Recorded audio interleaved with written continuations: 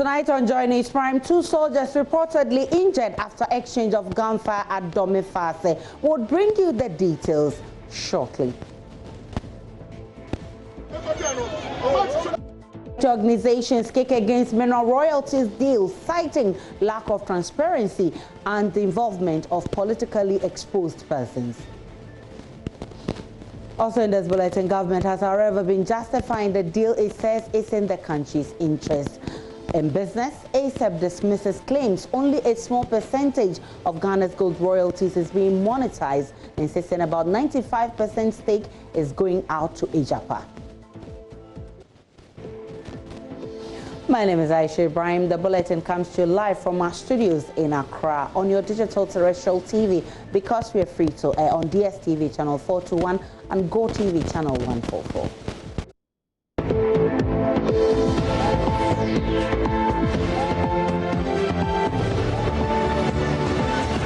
Many thanks for choosing us. In our very first story, 2 military men have been wounded while 2 civilians have sustained gunshot wounds in a fight over land at Faase near Obom in the Greater Accra region. According to the residents, the military men were deployed to the area to protect a parcel of land the Mponyoahene of Achim Apedra is claiming ownership of. The residents are said to have decided to demonstrate against the claim to the land, leading to the clashes. Now, Joy News has cited pictures of burnt cars and motorcycles and at least 1 soldier drenched in blood.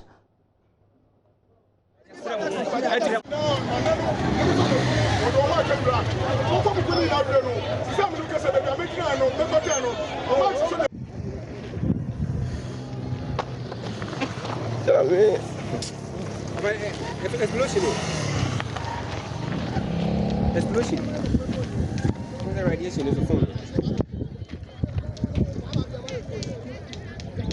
The Ghana Armed Forces and the military personnel that have been assigned to protect the Bafua Okumakuma in perpetrating these unlawful actions. The Inspector General of Police action on land gas, which is being left unattended. We would like to bring to the notice of the President, the Minister of Defense, the Interior Minister, the Minister for Chieftaincy Affairs, the Environmental Protection Agency, NADMO, CDS, IGP, BNI, the various traditional council, National Chief Imam, Christian Council, and the press that these claims are unfounded and therefore unwarranted and illegal. Let's now go over the telephone line and speak with Adom FM correspondent Seth Kofi J, who's been following this issue. Kofi, how did the story develop? This morning, we had information that the chiefs and the elders of Obom, it comprises of over 100 communities.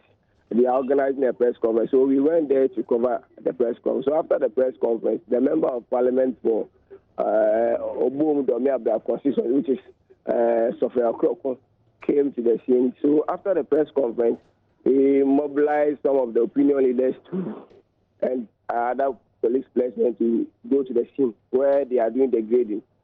So we went there with the Asafwache and other opinion leaders. So immediately we went there, we met the Mponyoahene of Achim Apedra, which is Nana Sapon, Kuma.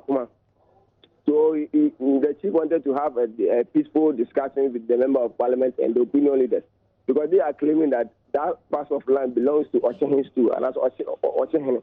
So he has been assigned to do that exercise.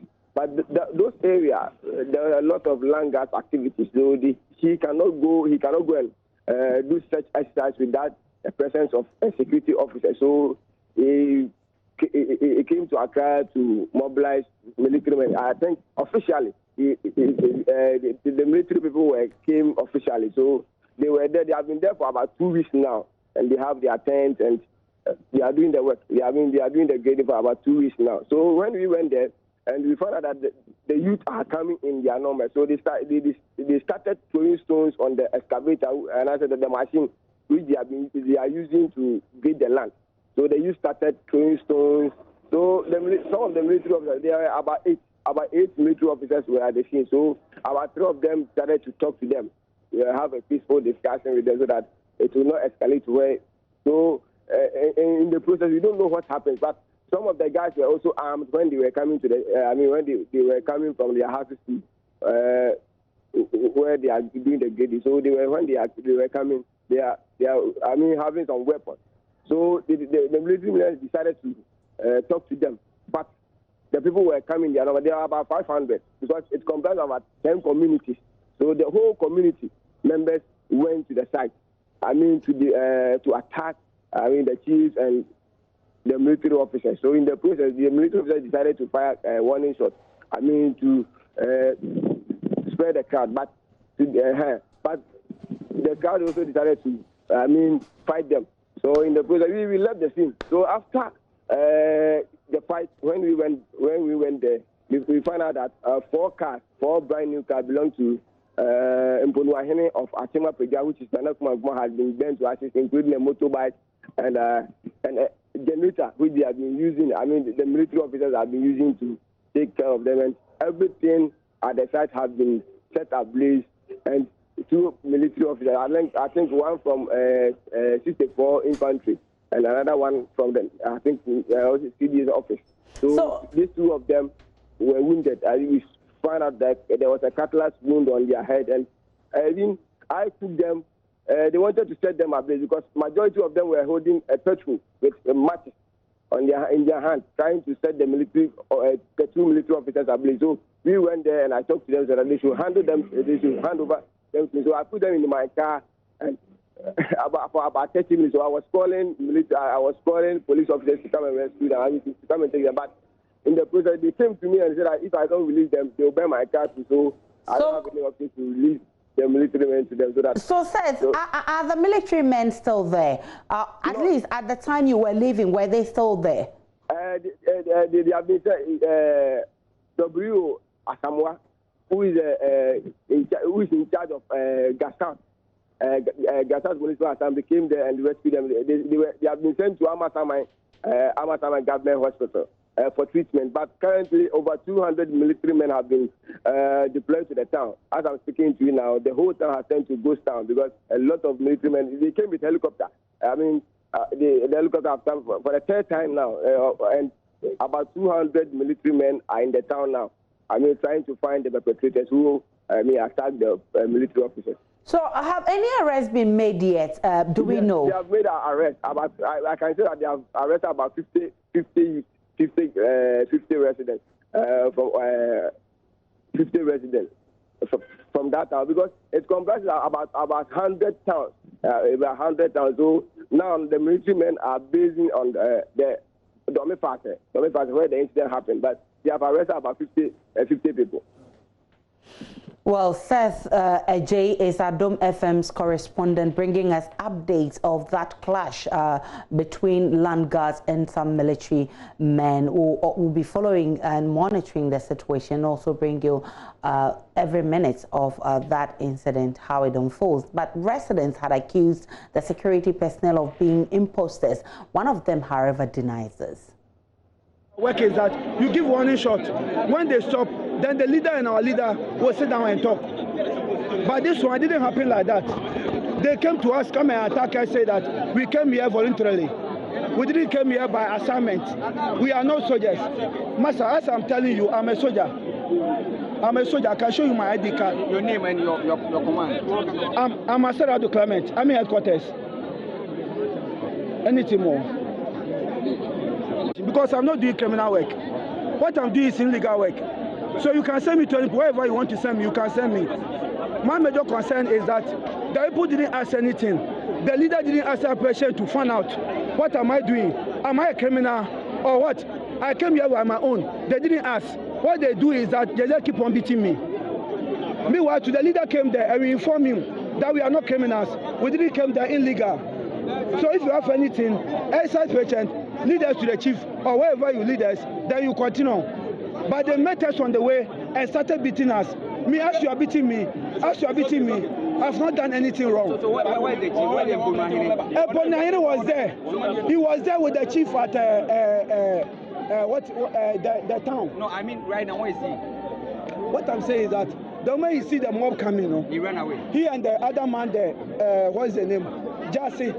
He and Jassy, all of them leave. I don't know where they pass. So your Away from Faase, 15 civil society organizations are demanding a suspension of the Agyapa Minerals royalty agreement until all necessary documents have been disclosed. They're calling for a multi-stakeholder consultation to reconsider the deal. Dr. Steve Mantia of ISODEX spoke on behalf of the CSOs.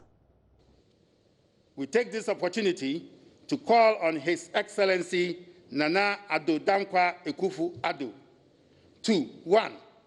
Acknowledge that though the Minerals Income Investment Fund and its special purpose vehicle may be legal without public input, it fundamentally goes against his pact with the Ghanaian people, particularly the mining communities, to cede 20% of mineral royalties to develop the communities. 2. To suspend the implementation of the Mineral Income Investment Fund Act until all documents relating to the establishment of the special purpose vehicle and its beneficial owners have been disclosed. As concerned Ghanaians, we sought to access the transaction documents on the Mineral Income Investment Fund Act's Secretariat, only to discover that it has none. 3. Establish a multi-stakeholder process to review all options to optimize the mineral royalties in order to secure risk-free revenue to the state. Gold royalty is the most certain revenues to the state. Even though commodity prices tend to be cyclical, gold has only oscillated within 20%, which makes it a more stable commodity than oil.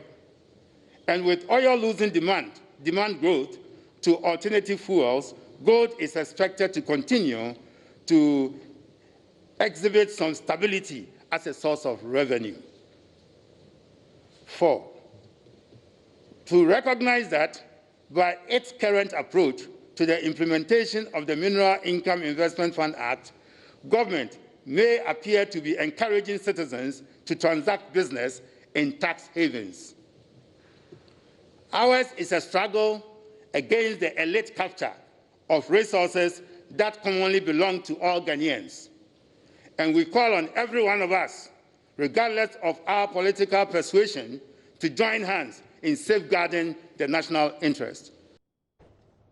The civil society organizations are questioning what they say is the lack of openness and transparency in the Agyapa Mineral Royal Agreement and are concerned about what they say is the incidence of indecent haste that has characterized the transaction. In essence, Parliament has agreed to cede Ghana's royalties to a company to undertake investments at its pleasure.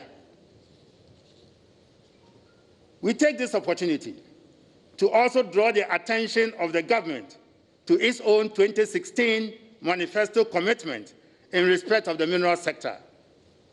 And here we refer to page 27 under Natural Resources, Land, Forestry and Mining, paragraph F of the MPP manifesto, where it pledged to ensure that mineral revenues are efficiently managed for the benefit of Ghanaians and to enact, I emphasize, and to enact a consolidated mineral revenue management law similar to the Petroleum Revenue Management Act 2011, Act 815, to guide the use of mineral revenues in strategic sectors of the economy. We, however, regret to note that what we are being served and against which we are holding this press conference is a far cry from what was promised. Indeed, the transparency and accountability provisions in Ghana's Petroleum Revenue Management Act have been hailed worldwide as a best practice. The 2017 Global Resource Governance Index placed Ghana's petroleum sector governance at the 13th best in the world, and the contest was among 89 countries, and the best in Africa in respect of the transparency and accountability provisions. Its value is reflected in the fact that Ghanaians today have adequate information on how their petroleum revenues are being managed on their behalf.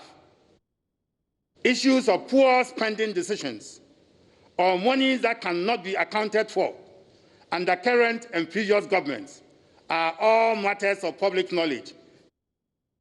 Information Minister Kojo Nkrumah has welcomed the call for engagement by the CSOs. Speaking on Newsnight earlier, he however explained it is still early days as the deal is not finalized. I believe these are people who understand many of these transactions. I do believe that when we sit down with them and they have an opportunity also to be taken through the full breadth of the structure, they will not see anything wrong with the current structure. This is not different from the structure operated by other mineral royalty companies in other parts of the world. Admittedly, this is the first in Africa, and so in these early stages, some persons may have apprehensions about it. But if we do have engagements with them, I am optimistic that they will come to a point of understanding with us. When the government of Ghana, with the greatest of respect, is going about its transactions and goes to Parliament and gets approval, it does not necessarily go out there to consult CSOs. In all humility, today a number of CSOs are suggesting that they would like to get some understanding of the transaction. And what I've said is that we are open to engage with them. I've not said that we're going to stop and go and consult them per se. But while all of this is happening, it will not necessarily be far off in the deal that something irreparable would have happened. Let's now talk about the infrastructure record debate, because Vice President Dr. Bawumia says the government has, since the town hall meeting, added more projects, taking the number to more than 18,000. He insists even if 26 of those stated on the website are inaccurate, the government has performed well. He spoke on Accra-based Peace FM this morning. It follows Monday's news conference where the NDC outlined what it claims are total falsehoods contained in the Vice President's delivery, as well as the online delivery tracker portal launched at last week's event. Well, some residents in areas where the government claims to have undertaken infrastructural projects are speaking up, describing some of them as either abandoned, untrue, or in terrible shape. Here in the Greater Accra region, an AstroTurf project said to be ongoing in the Adenta Municipal Assembly has been abandoned for months, according to residents.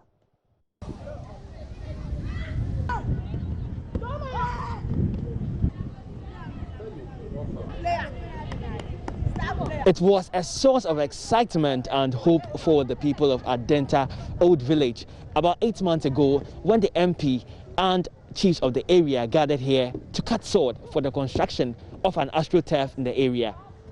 That was in January 2020, and fast forward, the people have begun to question the reality of the project. As they tell me, for months now, they've had no contractors come to work here on the turf. The park is an average size of a football pitch without any of its matching glory. To my left, there are heaps of sand and gravel. Also, a water tank for storing water. They tell me it's abandoned for a long period of time. Most of the pitch is covered in dust, while the other side is covered with weedy grass. The entire pitch is fenced by a rusty wire mesh. On the side of it is a hanging goalpost. Most of the children here don't care anyway, but they would prefer if the project that commenced months ago is finished. According to deliverytracker.gov.gh/projects and views here, the construction of AstroTurf at the district, Adenta Municipal District, Greater Accra Region, is currently ongoing in the Adenta Municipal. However, as it stands now, the park has not been graded in terms of leveling it for any such activity. And as I mentioned earlier, we are yet to see any contractors or individual technical men working around who are working on it. It seems to have been abandoned 4 months. I'm going to speak to some of the residents. Some of them were here during that sword cutting ceremony in January, and some of them also heard about it and how they feel about the place. Let's start with the very footballers groomed right here in Adenta. We saw banners and all those things. Oh, there were banners? Yeah. And did they have the picture of the president and its vice? We want AstroTurf to play football. Okay. And? I want to tell them to do it fast so that I can play football on the AstroTurf. You want them to do it very fast? Yes. Okay. Yes, very fast. Now, January, I'm back at this now. Oh, I'm starting now. Oh, I'm not cramming by park and to be my energy. Yen your boy, why be sooner? You didn't buy. Now, I bosh a ben and munya. Oh, Yenya Gidia when Musa was your bear park now, I'm ranting and Baba one almost so a do holidays and I say, Omo, ya miss Omo Bobo, I'm to 2 a broom, a chip by Hania to Montino, and Mamma is a manager. And in the Ashanti region, residents in areas where a number of road projects are said to be completed say some have been abandoned. Correspondent Peter Seno has more in the following report. This is the old Insuta Road from KJB. It is one of the roads captured as reshaped and completed in the project tracker by government, but it is in a bad state. Frequent road users do not recall the last time any work was done on the road. This road has been like this for the past 2 years, and there was nothing that was done on it. So as you yourself, you can see, if they say they've rehabilitated it, then I don't think it is true. The road is not good. For this small portion, instead of me to use about 1 minute to rinse it, I can use about 10 minutes because the road is not good. It's not good. Nothing shows on this road that they've done anything. It's just a normal road for us to be using. So how long have you been using this road? All right, me, I'm right from KJB. But this I've been using here quite a time now. But Vice President Dr. Bawumia says alleged non-existent projects do not minimize the government's achievements. 17,000. In fact, today, if you go to the website, because new projects have now been added, because districts are saying we have 18,075. Nice. Not 17,000 anymore. And it can be tracked? Oh yeah, it's the same website.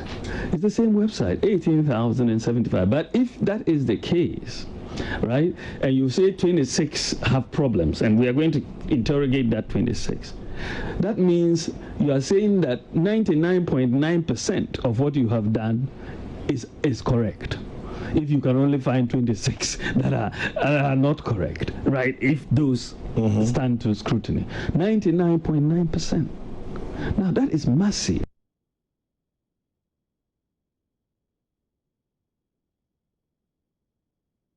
Let's still stay with the NPP because the Ashanti Region branch of the New Patriotic Party has commenced grassroots campaign with the inauguration of constituency campaign teams in all 47 constituencies. We'll bring you the details of that story after this break.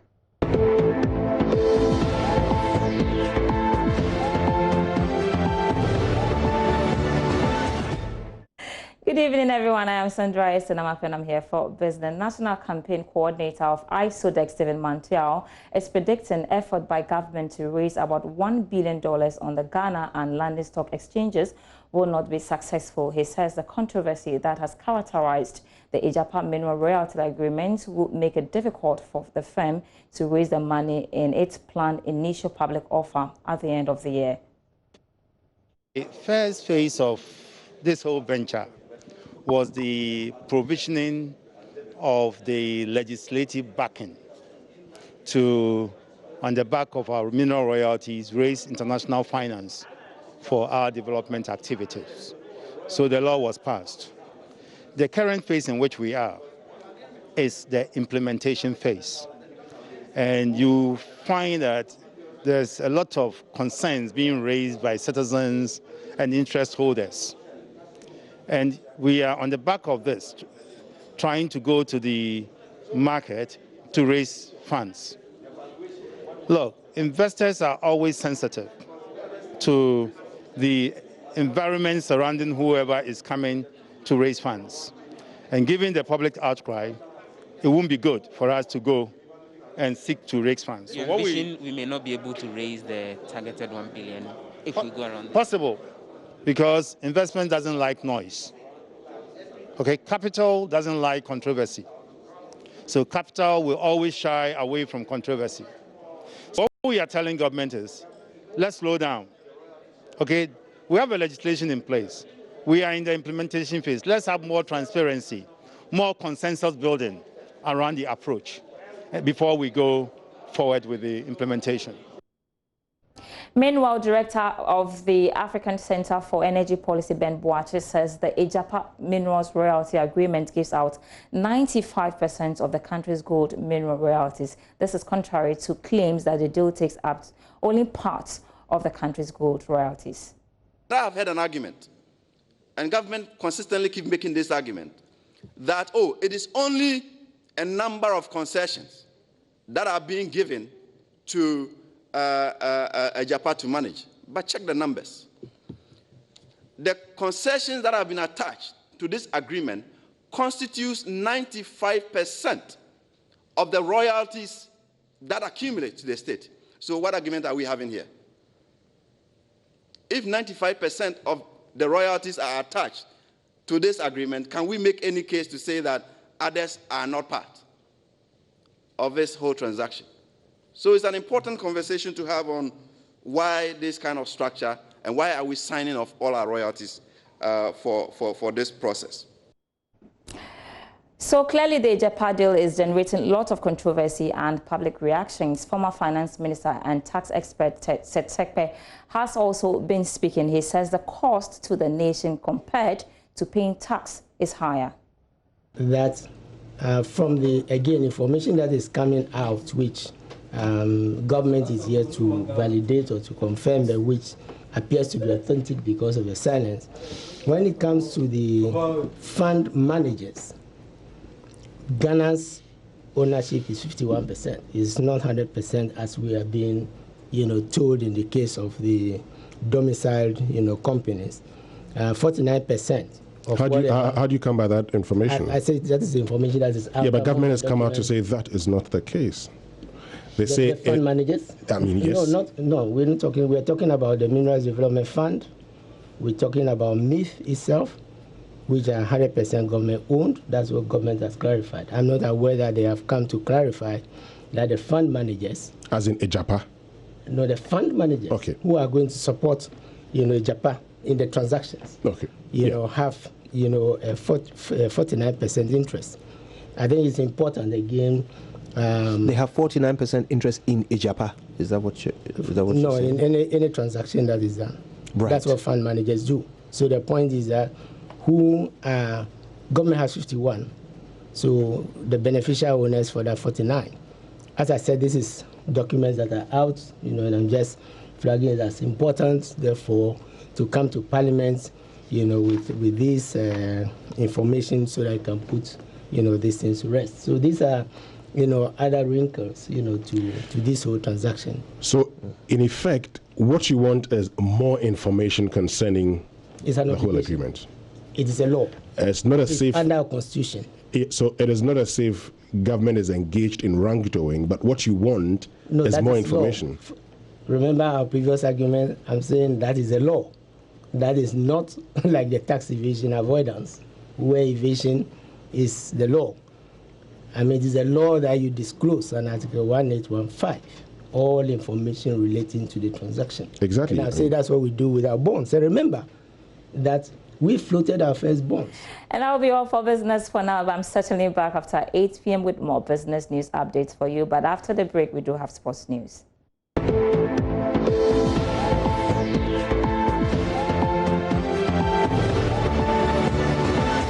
Thank you for staying with us on Joy News Prime. Gary Al Smith here with the sport. The Ghana Football Association has officially launched the Catch Them Young refereeing policy aimed at unearthing young talented referees across the country. Now, the Catch Them Young policy is designed to identify, educate and train these young talents between the ages of 13 to 16 to officiate juvenile matches within their regions. Led by President Keto Kreku, with executive members Sami Enim Ado and Madam Habiba Atta, launched the initiative on Tuesday. The policy is designed to inculcate the rudiments of refereeing in young children in order to protect the sanctity of the profession. The GFA president, Keto Kreku, who brought up this initiative in the run-up to the FA elections last year, said it is created to enhance refereeing in the country. We are here to start a process of training our kids in refereeing the way they should go, so that when they grow and become like Daniel, they will not depart from the good virtues that they have learned. Today marks a very important step in our agenda to improve refereeing in this country. When you want to build or perhaps develop top talents, you need to spot the talents very early and add value to the talents. We believe that if we are successful with this strategy, Ghanaian refereeing will come back onto the world stage again and perhaps dominate the international stage. Referees manager of the EFA, Alexander Korte, added that FIFA is keen to support the association to ensure the policy comes to fruition. FIFA has a whole lot of support for such programs. The only thing that they want to see is that you have started. If you don't start it, they will not fund it. You understand? So that is one way that we can also source for funding. The other way is also for the FA itself to make it a conscious effort that this is where I want my focus to be. And that is why the president said that he has that passion for it. We think that we need to develop refereeing. If we develop refereeing, you can go and sleep. You understand? Yes, because you know that you have developed them, you have them, that they will not disappoint you. You understand? So that is the ultimate. I mean, we have to do it. Due to COVID-19, the learning process would start online. So if you're wondering why he wants to leave, that last part from Sid Lewis should be the answer. Barcelona's chaotic club structure and all the problems that have come with it is the reason why he does not feel that he belongs to the club anymore, and he feels that he is not really part of and does not want to be part of that system. Just to give you an idea, Carles Puyol, former captain of Barcelona, has tweeted his support for Messi's decision, and more top Barca ex-players are asking Messi to do that as well. It's going to be interesting. Barca are having a board meeting today, an emergency board meeting, and we'll see what comes out of that. Seismic News. I'm Gary Al Smith, and that's the sport for now.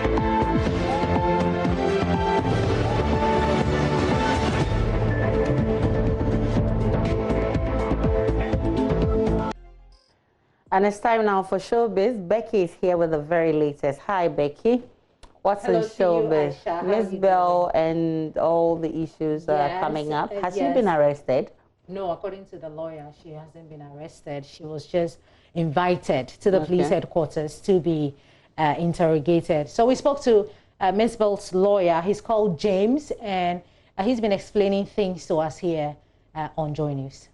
She's in good mood. She's in good mood. I've spoken to her this morning. She's been asked to come back to the police at 12 o'clock this afternoon, and hopefully she's going to be there with one of the lawyers. The police have themselves indicated that they didn't even want the lawyers to be there, but out of the abundance of caution, we are asking that a lawyer should go with her. No charges have yet been preferred against her. She was invited. That the complaint has been made, and they are investigating the complaint. They've not done any work on it yet. So it is out of the investigations that probably they will come out with the charges that they want to prefer against it. But for now, there are no charges here. The next line of action is that we are waiting for the for the police to come out with what they think out of the investigations. And then if they think she's committed an offense under our laws and they think that she should be charged, fine. We hopefully are waiting to see what they will do. Then we will also react to appropriately to that particular action that they take. Oh, all right. So what actually was the problem between her and Miss Bell on a radio station mentioned, according to reports, mentioned that Stacey, or alleged that Stacey Martin was HIV positive. Oh, wow. And so she went to report Miss Bell to the police for defamation. That was too harsh. Basically, that was what she did. Yeah. So we are hoping to get something out of it. The outcome, obviously, will let our viewers know. But Aisha, let's talk about today in history. When you go on, if you're a frequent social media user, when you go on the internet, you realize that today in history is trending. So basically what they do is to post their pictures or post a picture and write something about it. Say, Aisha, you post your own picture, you say that, oh, you're the first person, or you're the first Ghanaian media personality. One says this is Kofi Afrifa. Yeah. Everybody knows Afrifa. Yeah. In the history of Ghana. Kojo Kuntum, the first man to what? To deny something. So meet Dabi Fela, the first lady to snatch a guy from an African mermaid. You know, that's just something that has been trending. I don't know. Apart from Kumerica, wait, that to has deny been pregnancy in 1842. Okay, I see. Aisha, apart from Kumerica, that's today in history is what has been trending on social media. Let's move away from that. Let's talk about Putu. Stonebwoy. Stonebwoy has gone ahead to release a video for Putu. Yeah, the much anticipated Putu video is out, featuring Adebayo. So for our viewers, especially for you, I love you. We love you. So we want you to see this for yourself.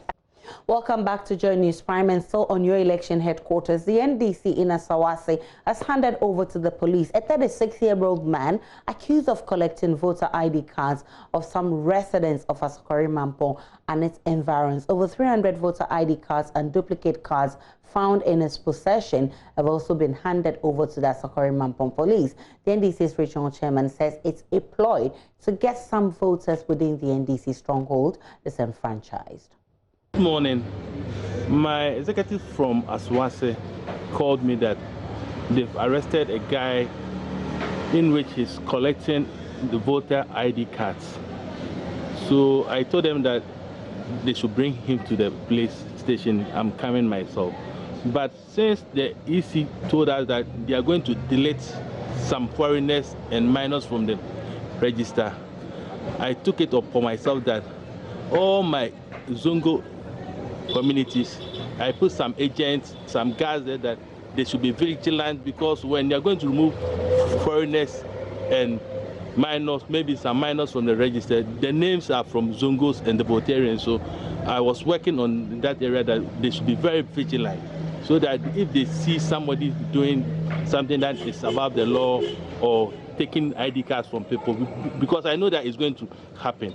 And God willing, we've arrested one of them. So I'm going to tell the police that this issue, I'm going to follow it to the last button, because nobody can make this case foolish case. And we want to know the source and the person that sent him, because what he's telling us right now is that they are going to give loans. The government is going to give loans. That's why they are taking ID cards from people like this. But why not in Shaiso, Bantaman, but in Asawase?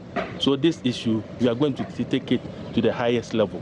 What do you suspect as a party? Because what the EC said, that they are going to take foreigners out of the register. And everybody knows that foreigners comes with Votarians and Northerners. So we knew that that's the agenda. They are taking the cards so that they can see those names, so that if in case they have to delete some names, it will be our strongholds. What do you make of the explanation he gives, that they are going to give small loans, and that is why they are now generating 10 numbers for them and the need for them to collect the ID card?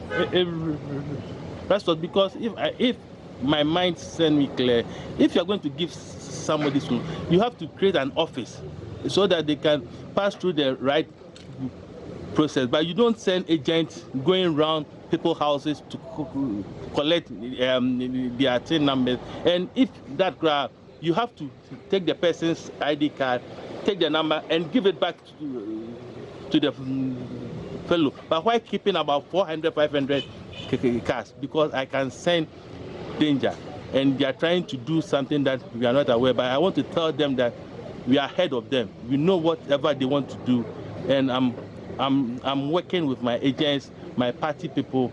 We are all over the police. Any move that they will try to do, we will arrest them. Ashanti Region branch of the New Patriotic Party has commenced grassroots campaign with the inauguration of constituency campaign teams in all 47 constituencies.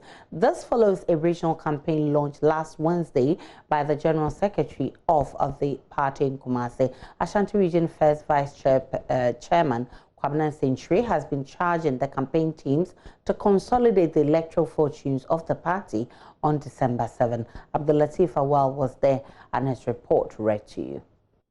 The launch of the constituency campaign teams is in line with the campaign structure of the party.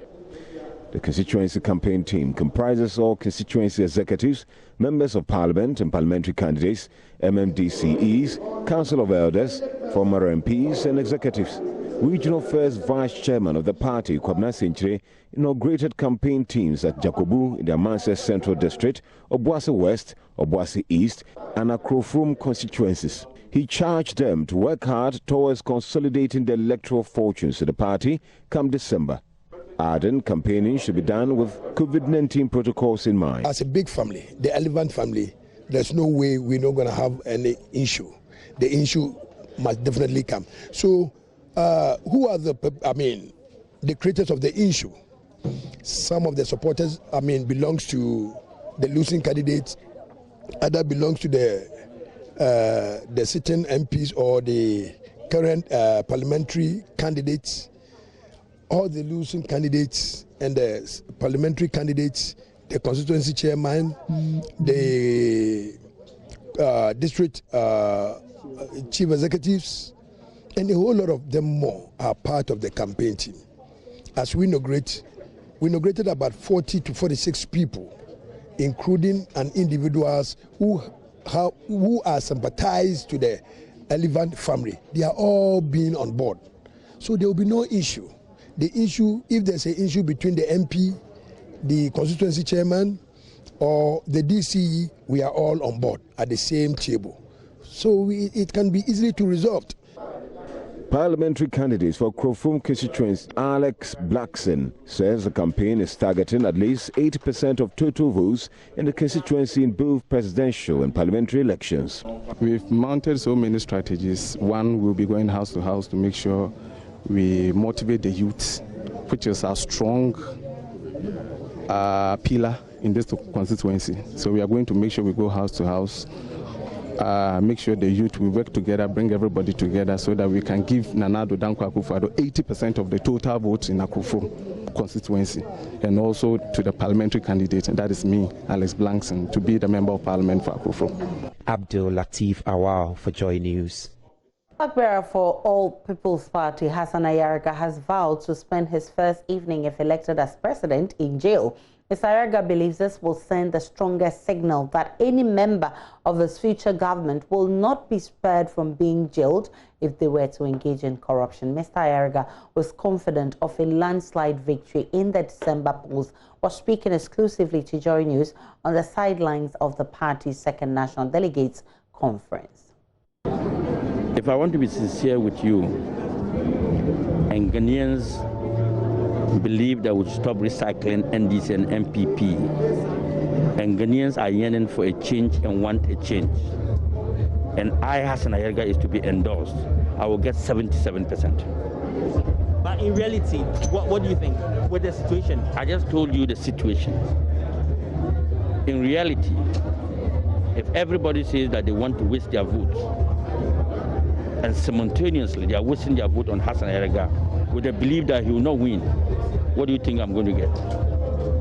My thoughts really don't matter. I'm going to get a winning bonus. And it's going to be more than 50 plus one that you are thinking of. Because I believe that we have gotten to the crossroads. I equally believe that the recycling of NDC and MPP is not helping us. And I equally believe that Ghanaians are looking for a third force. They are opting out of democracy slowly. As I indicated, democracy has disgraced Ghanaians. But do you think the APC has worked hard enough to be that third force as of now? I think that we have worked hard enough and harder than your expectation. But just that the media coverage is a problem for us. But you see, this time around,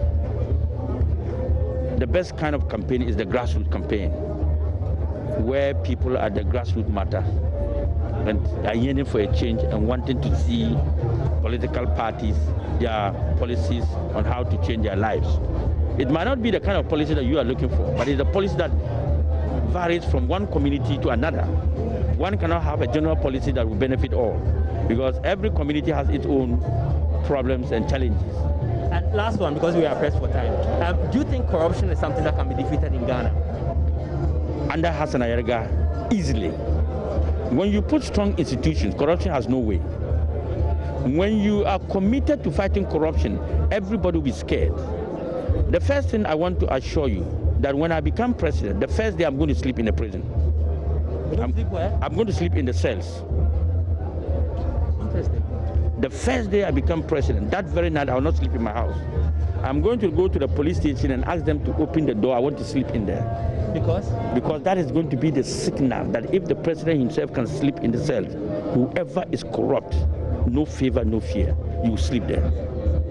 There have been mixed reactions at St. Paul's Junior High School over the hot meal provided by government for GHS students. While some say the meal fell below their expectations, others were content with, while some others blamed the caterers. The students also questioned why the food came in branded parts of the NPP parliamentary candidates for Tamale. It's not really how we expected it to be. How were you expecting? We expected it to be a little bit attractive, but when we saw it, we weren't really happy about it. Have you tasted? Yes, we. Nice. For me, it's not. The salt content is very low, and you know, I didn't really have the appetite to eat it. Yes. Right. Because it wasn't attractive. We weren't expecting this type of food. What were you expecting? Like something nice, attractive, but like you see when you go to buy fried rice, the way it's attractive. But this one is like a mutu rice balls. It's not attractive. Yes. We don't blame the president, we blame the cookers. So Nanado should talk to them and they'll cook palatable food for us. The food it's not all that good, but because if you see that the food is not even many, and the way they package, if you see, you think the food is good, but it's not good. The water itself, the water is not even cold, it's hot water, but they say hot milk. We expected something better than this one. The food itself is not all that good. And you see, as the branding of it, you shouldn't add politics into like serving food to children. These are children, for crying out loud. We are children. We are not supposed to be put into politics. Meanwhile, schools in the Sabuba district of the Northern region are yet to receive their meals 2 days after the food distribution started. At the Sabuba DA Junior High School, several of the students said they came to school on an empty stomach because they were expecting to be fed.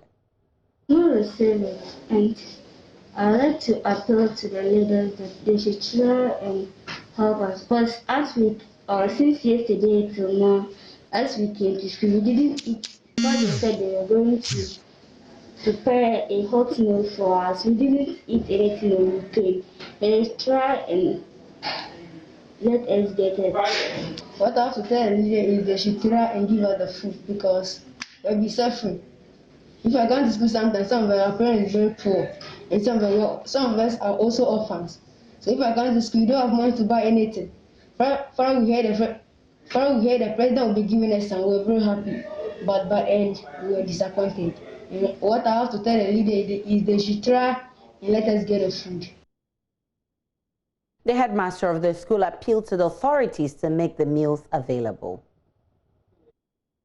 As you have said, we all heard in the 15th address of the president and that the junior high school students and the teachers respectively will be provided with 1 hot meal.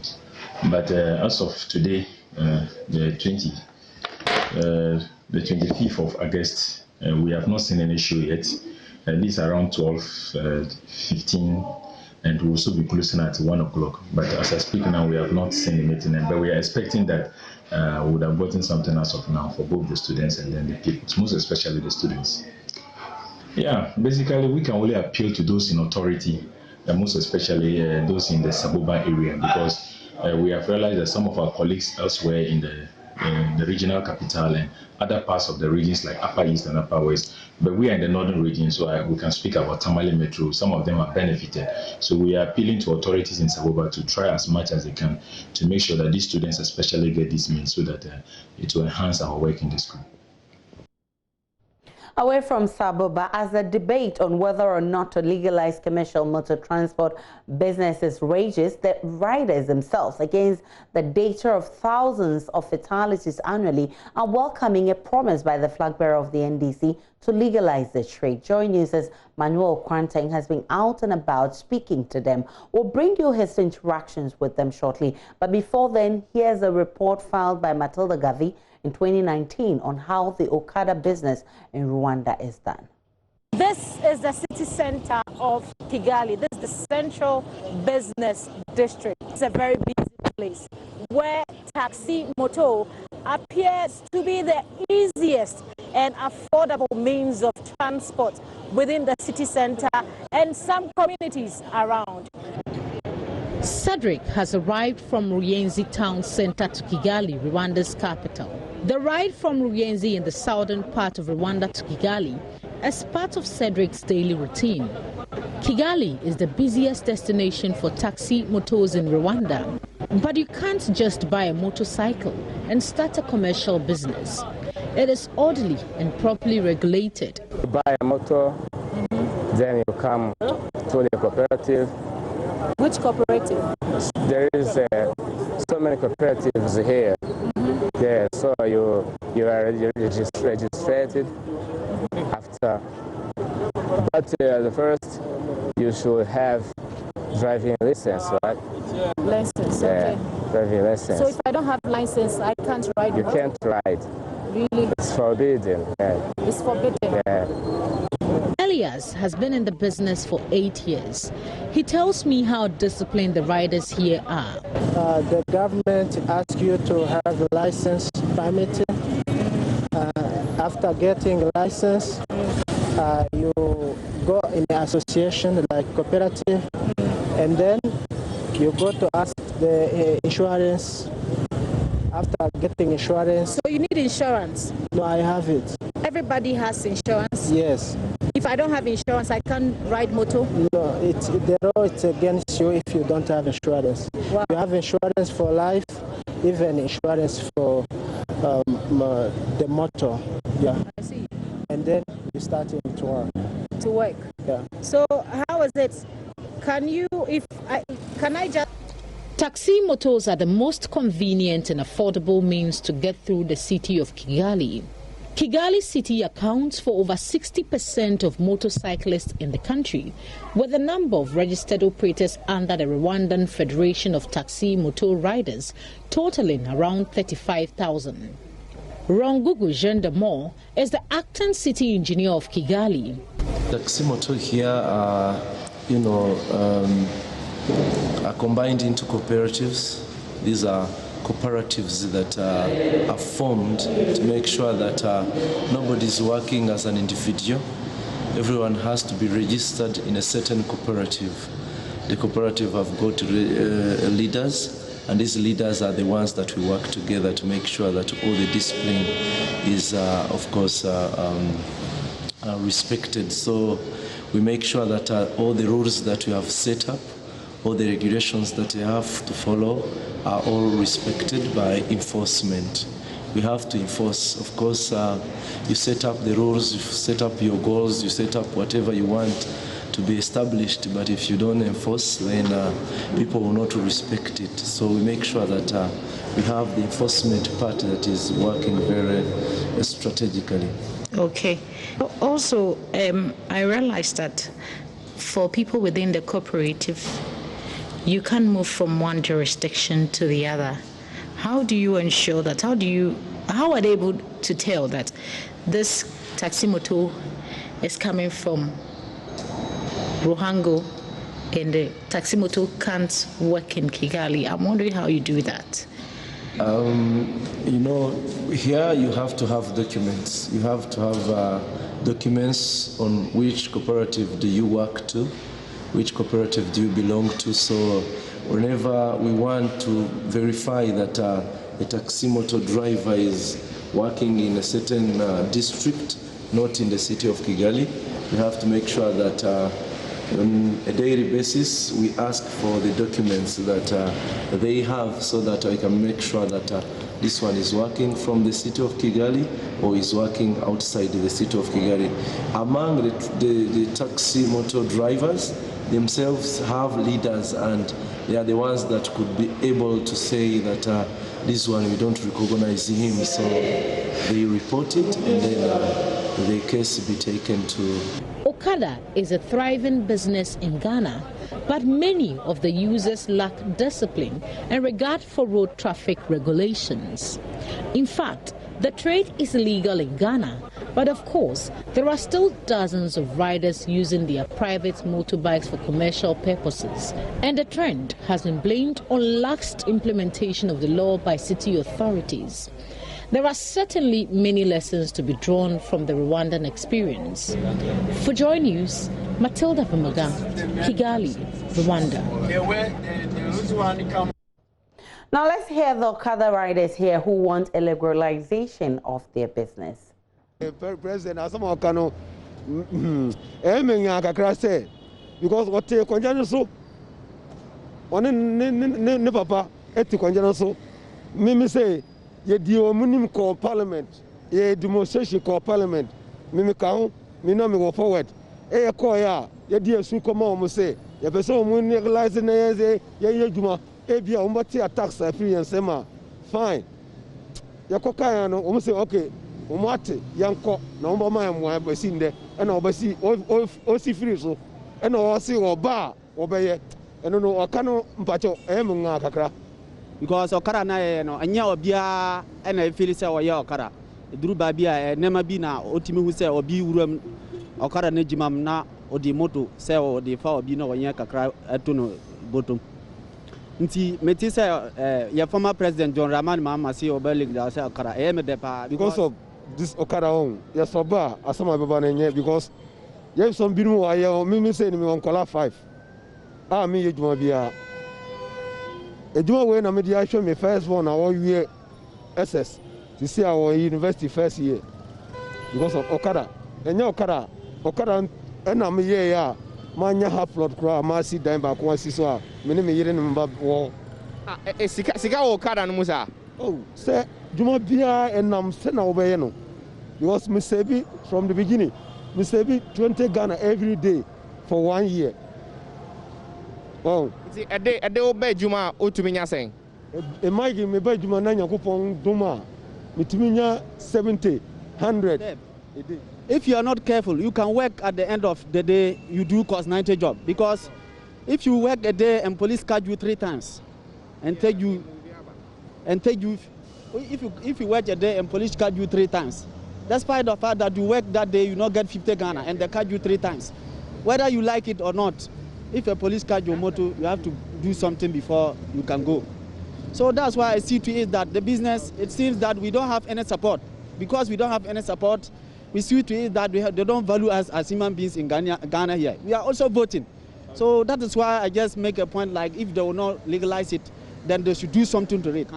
Because I know when they cancel this one, it's going to be a big effective. Because the population in Accra here doing Accra job is not small population. And because of a lot of do things that they are, a lot of people enter into Okada business. Yenya red, who say red in any econo. Ye jina traffic light now. Police near Oba, original traffic light or direct traffic light is duty to direct traffic light. But over just do mano, abache moto. Until you do traffic light now fears be up by home. Until you say, hey, you pass up, police in the chair. So 100 Ghana, 50 Ghana, 70 Ghana. Sometimes Uber and a crown for passenger back. Ebia 5 city na woku no na 3 city ana police akoche demand 100 Ghana. Director of Planning and Programs at the MTTD, David Adonting, says legalizing commercial motorbike business will increase motor accidents if the sector is not properly regularized. He spoke on the Pulse this afternoon. We did not legalize it because of the risk involved. If you sit on a motorbike, the risk is higher. In fact, I would put it about 4 times or more than that, higher than sitting in a motor vehicle, where you are protected. You are covered by the whole, prestige components of a vehicle. This one, you are exposed to the road. You are exposed to everything. If you should go down for one reason or the other, you go with your head directly to the road. You go with your hands or your legs, and so you are not safe at all. And so, whether legalization or not legalization came as a result of the research that we did, that we actually identified that it is riskier for anybody to sit on a motorbike at any point in time, whether private or commercial. Now, when it comes to commercial, the difficulty we have is that the level of indiscipline grows very high. Indiscipline. Because this is a person who is riding for money. He's doing it for gains. And so the more you do, the more you gain. And that is that is the difference between the private man and the commercial man. The commercial is such a way that he has to run hurriedly as many times as possible in a day so that he can make some ends meet. He can double or he can triple his revenue. And so he doesn't respect any law. He doesn't care about whoever, any other road user. And so in being in that situation, if you tend to open up without putting in place mechanisms to protect human life and property, then you risk it. I mean, you stand the chance of getting this kind of numbers that we are seeing. So we can see that opening up as far as legalization is concerned, then you have more people coming in and perhaps more people riding with indiscipline without respecting the law. David Adonting is head of planning and programs at the National Road Safety Authority. We'll take a break. When we return, there is more in business.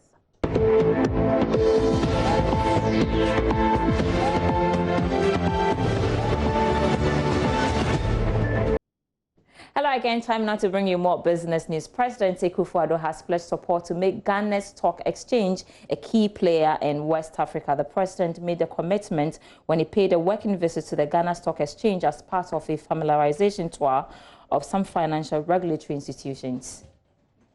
According to President Akufo-Addo, the operation of the stock exchange is critical towards building a stronger economy. The visit was aimed at assessing the impact of the coronavirus on trading activities and ways that government can provide support. He also used the occasion to encourage managers of the bourse to work towards achieving its aim of being the regional trading hub for the West African sub-region. Gone through some very harrowing times, not just us here in Ghana, but the entire world. And it has had a major impact on the economies of virtually all the nations of the world. So if indeed a stock exchange is one of the critical instruments for growing a country's economy and thereby growing the possibility of the people becoming more and more prosperous, I think it is important that those of us who have to make decisions affecting the economy have a clear idea of what is going on here.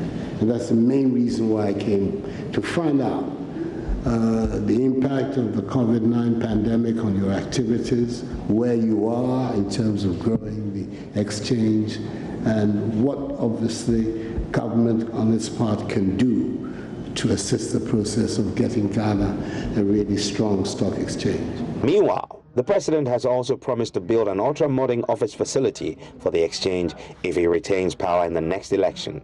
And to let you know that in me you have a friend, and in my government you have a friend. The finance minister has committed himself on the new building. So, and he is one of the founders of this place. I've been able to bring him back here. He hasn't been here for about 2 or 3 years. So today I've been able to bring him back. And he's leaving you with the promise that if the 4 more years for Nana materializes, he's going to take the lead in making sure you get new and fitting premises. So this is the So once again, thank you very much indeed. Managing Director of the Ghana Stock Exchange, Eko Afeji, in appreciating the president, described his visit as historic and believes the country will benefit from many initiatives undertaken by the capital market.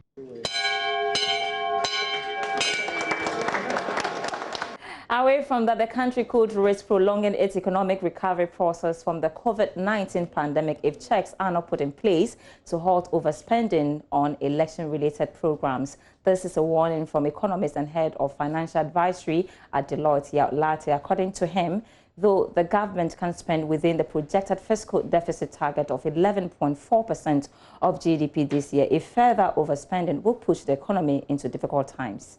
All the 26 countries in the EU have all suspended the cap. We also know countries like Jamaica and other countries also that have a fiscal responsibility cap have suspended it. And it's just within what others are doing, or on the light of that, that government has also decided to suspend it. And we have a novel situation in which case government has every right to suspend it. I think we are also still within the global deficit threshold of 13.9%. Currently, we are projecting 11.4%, which is still below the global average of deficit of 13.9%. I think the only caution we have there is that governments to still have some form of self-check and ensure that we still keep to at least the 11.4%. We should not go beyond the global average of 13.9%. Because this is an election year, we stand a risk of going beyond that. And the danger with that is that it will lengthen the recovery process after COVID-19. Because COVID-19 has put us in a hole. And so if you overspend, we are going to increase the period of recovery from the pandemic. Do you think we failed the litmus test? Because like you did say, we're an election year, and like this is the time we need to prove to people, we need to prove to the international community that we'll be able to spend within our targets. Do you think we failed the litmus test? I think that in the absence of the pandemic, we would have really put the right question to government and say that, look, this is an election year. You were supposed to keep to your promise of a deficit of less than 5%. And it was projected around about 4.7%. And so that was still below the cap. But now we are projecting 11.4%. Given the situation that we find ourselves, we have had to overspend, particularly to fight the COVID and also to support companies that are suffering or that have had the adverse consequences of the pandemic on their businesses. Village savings and loan schemes are helping cocoa farmers to reduce challenges they face in accessing credit facilities, especially in remote areas with no formal banks. In a country with just 4.5 million bank accounts, majority of people in Ghana do not have access to formal financial services. In the following report, Joy News' Justice Bedu finds out how farmers are using the age-old practice to bridge the gap. Cocoa farmers of Ashriwem, a small community in the Ashanti region, at their weekly savings and loans meeting. Village savings and loan schemes like this one are common in many communities across Ghana. Villages like Ashriwem have no banks, and so it is schemes like these that brings financial services to their doorstep. More importantly, this involves farmers who are into cocoa production, a major lifeblood of not just the national economy, but that of this village. It is a car, and son what me could see we see no bank. As we quay, I'm a don, I'm a who say, ye to do a high see. I'm a first one near Che, Ubiana, and a son any day. The challenge with financing which the farmers of Ashriwem face is a problem that many cocoa farmers face too. This is the multiplier effect of cocoa farmers having more money in their hands, the ability to invest in alternative livelihoods. With money from their VSLA group, these women from Ashriwem started this honey business. Yeah, the box no kwesi wa 6 months bia na yakoyi abeton. So it me box back ko nya be 3 million. Our box back be the box no so ye 9. And ye ho adwuma. Cocoa no my crana, I wanted to me boy say Beneska, Asian Colano, school fees, ne, books to Tomunino, a boy pa. With the money that these farmers are having, they are now able to expand their cocoa farms and improve their productivity. We've been able to reach over 3,500 smallholder farmers with about 7 million cedis in credits, so they can invest in their farms and also in additional livelihoods. Justice Bedu, Joy News, Ashiriwem. Age-old practicing data away from the let's hit the commodity market now. For some trading, we start with crude oil. We sold for $45.90 a barrel after gaining 77 cents. Precious minerals, gold lost $1.31 to sell at $1,927.57 an ounce. More in commodity news.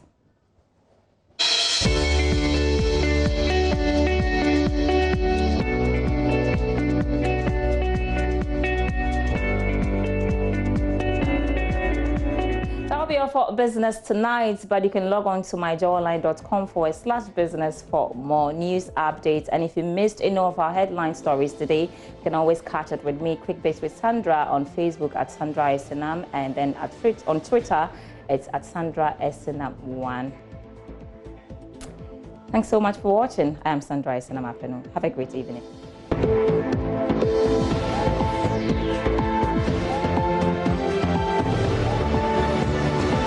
Smith here again with the sports. We have news again, an update on Messi asking to leave Barcelona, but that will be in a minute. First of all, though, Secretary General of the Ghana Athletics Association, Faase, has explained why some athletes were omitted from the YEA's financial package due to COVID-19 for 1,000 athletes. Now, the GAA presented a list of 50 athletes to the National Sports Authority for vetting without their top athletes, to the dismay of many. And here is the explanation.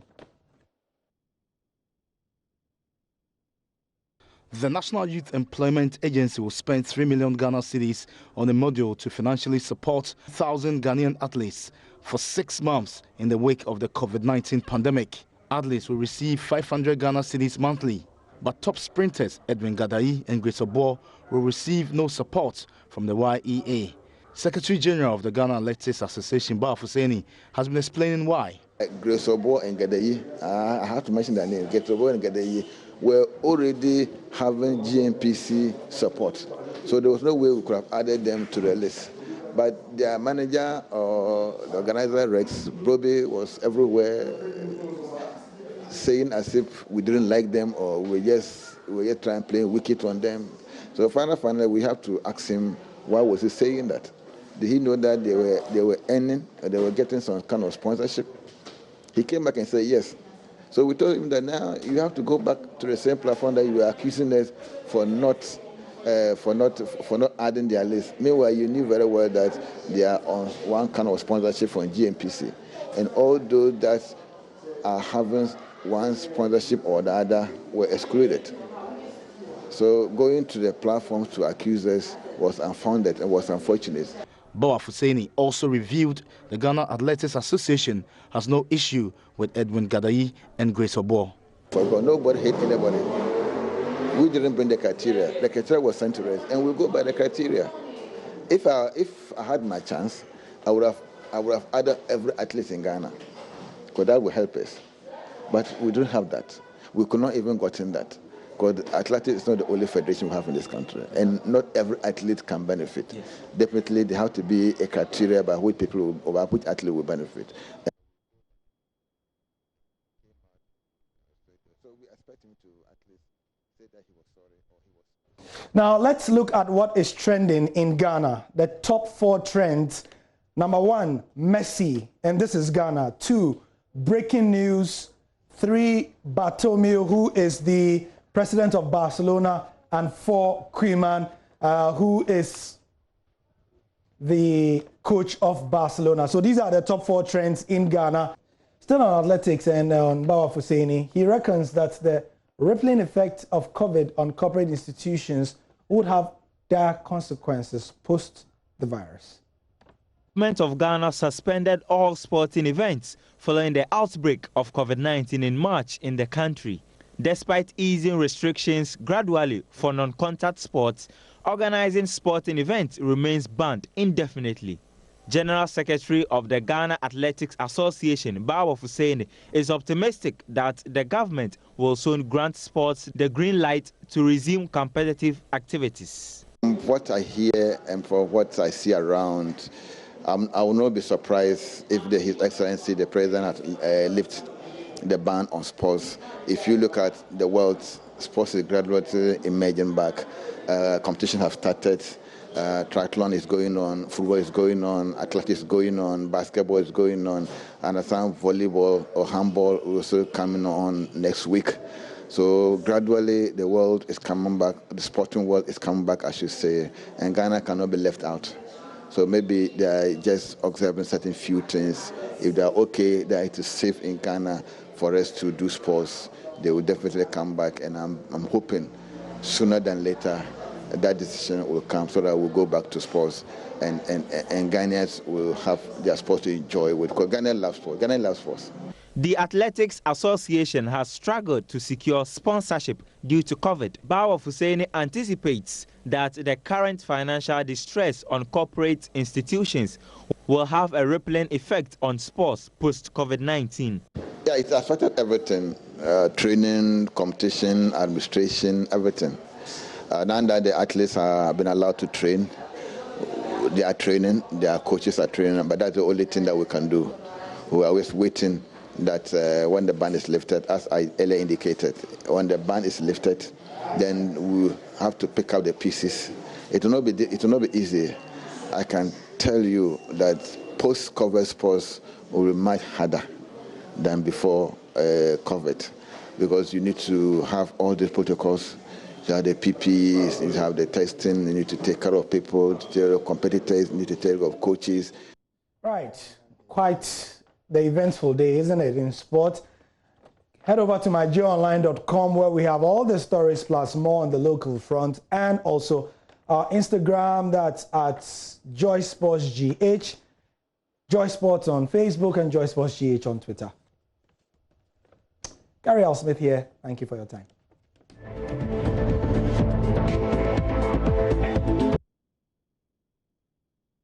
And that's how we wrap up the bulletin tonight. My name is Agyapa Royalities. Many thanks for watching. PM Express is up next. We're continuing the conversation on Agyapa. You don't want to miss it. Enjoy the rest of our programs.